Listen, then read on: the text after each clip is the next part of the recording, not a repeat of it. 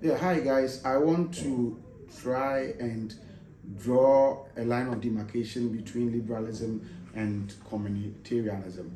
Um, when we talk about communitarianism, essentially we are talking about the interest and the right and the primacy of the community over the individual.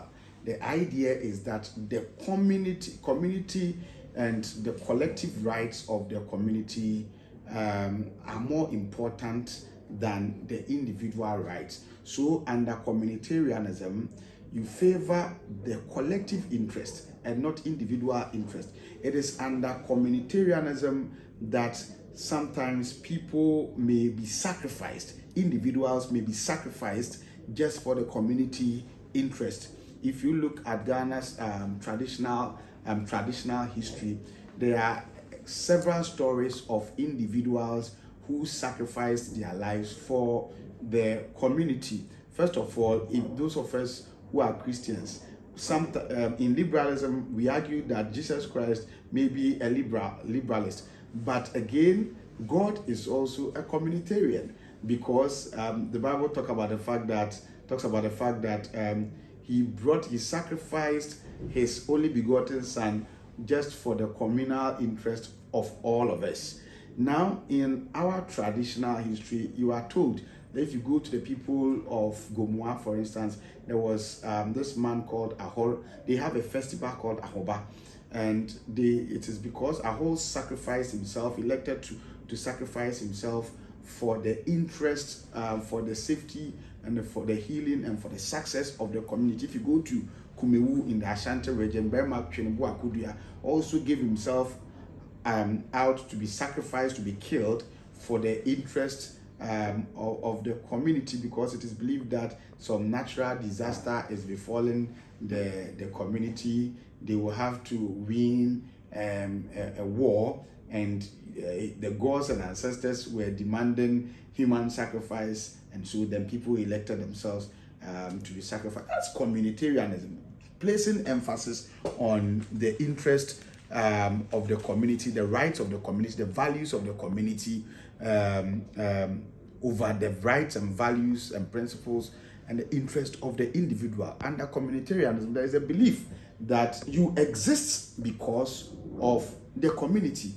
Your lifestyle and your values are shaped by the values of the community, and so you are because the community exists. And so there is no way we can extricate or isolate you as an individual from the community, and then you continue to be a human being. And so, unlike liberalism that sees the liberty of the single individual as paramount, communitarianism essentially emphasizes the need for all to adhere to inherited communal values. It argues that a human being is born into a community, which is the repository of the values and customs, and that a person's life is more defined within such communal values. Without the community, the individual has no life, as I indicated earlier on. The individual essentially exists because the community exists. Therefore, the respect for communal values and the welfare of the community, according to communitarians, must take precedence over the welfare of the individual. And like I said, that's how come people would elect to sacrifice themselves just to promote the welfare of the entire community. Communitarians believe that political goods cannot be determined by the individual through abstract reasoning. They rather are implicit, and here I'm referring to political goods, or what is good is more implicit in the ways of the life of life of the community. They believe that cogent views of what is good, what is right, what is wrong cannot be determined by the individual's abstract philosophical reasoning and emotional preferences. The argument is that it is the community that serves as the basis for practical reasoning as to what is right and what is wrong. They criticize the ontology and theories of the self, oftentimes put forward by the liberalists, and to them, the self is constituted in part by the values, as I indicated earlier, by the values of the community. You are made up, or you are constituted as an individual by the values imparted to you by the community. So the community must therefore be sustained as a necessary environment for the individual to exist and to thrive. The self, according to communitarians, cannot be considered in an unincumbent way, and that the self has a non-contingent relationship with the values of society within which it thrives. It's very, very, very, very important. You without the values of the society, you have no life. And so communitarianism, unlike liberalism, emphasizes the need for us to look at communal interests rather than individual interest.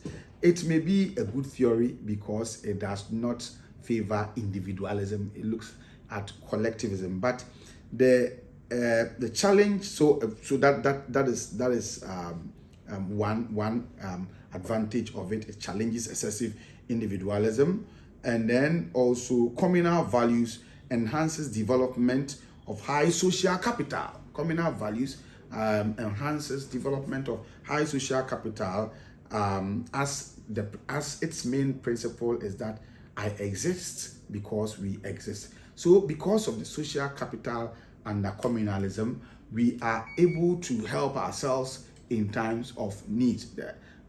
Africans are communal in nature, and because of that communitarian spirit, in times of need, we easily come to the aid of ourselves. But in terms of criticism, the fact that it sidelines individual human rights has been described as problematic, and then also it is described, or it has been critiqued as being too conservative, encouraging us to accept communal values as given and without giving us the opportunity to challenge those values. I think as thinking people in thinking society, we should be able to subject every value of the community to strict proof, and we should be able to interrogate them to see whether they serve our end and interest or not. And if they are not necessary, they are useless, we can discard them and then hold on to values that are more dynamic and proactive. So basically, this is what I want to say in terms of the distinction or line of demarcation that is expected to be drawn between communitarianism and liberalism. Thank you.